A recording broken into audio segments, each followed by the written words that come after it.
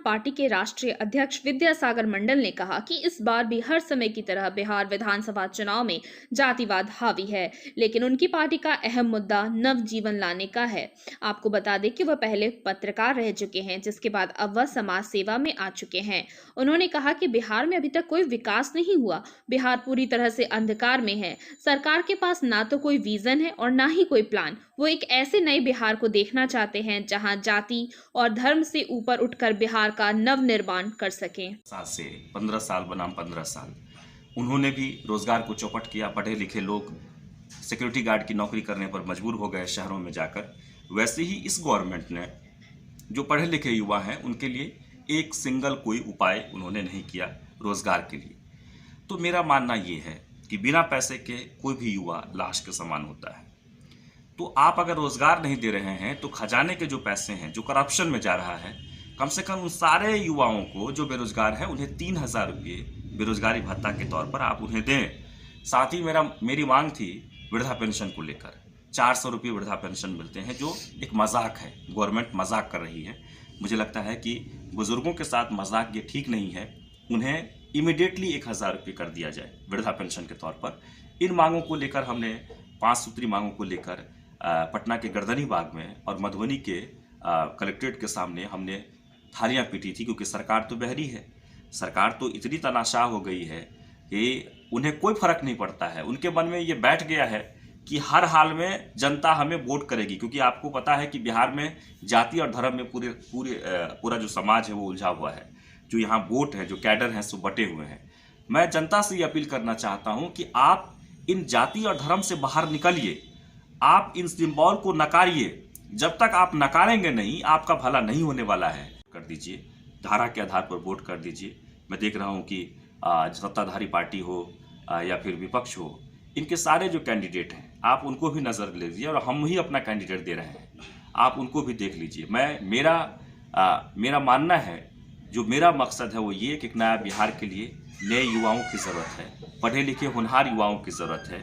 और इस वक्त जो लोग टिकट बांट रहे हैं उनका सिर्फ मानना है कि किसी प्रकार से आप जाति के आधार पर हमें नंबर ऑफ सीट्स हो जाए, ताकि हम अपनी सरकार बना सके। और सरकार बनाने के बाद क्या होगा वो आप खुद जानते हैं। मैं उस पर ज़्यादा डिटेल्स में नहीं जाना चाहता हूँ।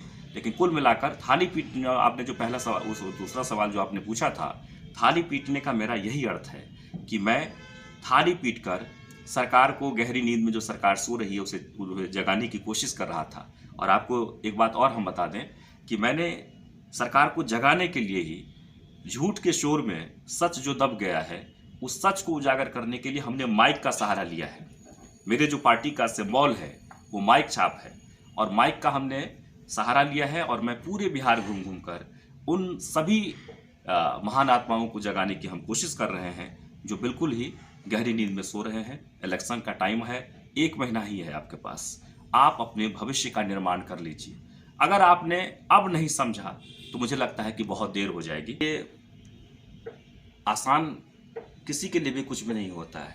जब आप कोई कामयाबी हासिल करते हैं या कोई आप मकसद बनाते हैं। आपने माझी माउंटेन मैन फिल्म देखी है?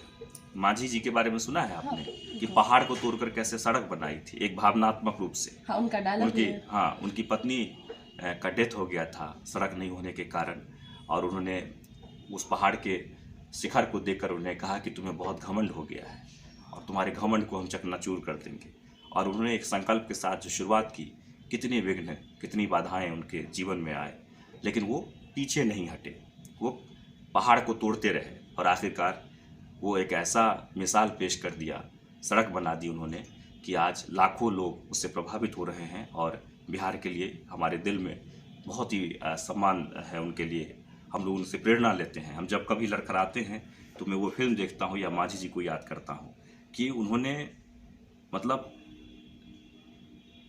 किस तरीके से, किस हालात में उन्होंने ये फैसला किया, और फैसला लेने के बाद उन्होंने इतना बड़ा कदम उठाया और उन्होंने सफलता भी प्राप्त की। इसलिए जब हम टेलीविज़न में एंकर थे और जब हम उससे छोड़कर राजनीति में आए तो हम किसी के सहारे नहीं आए।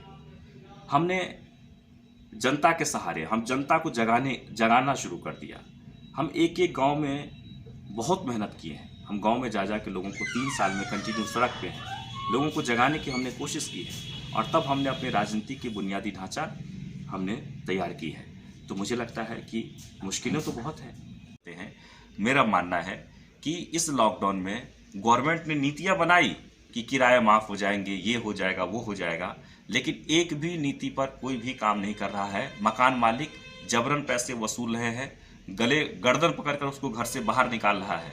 मैं उन सभी कोचिंग संस्थान के जितने शिक्षक हैं, मैं उनके साथ खड़ा हूँ।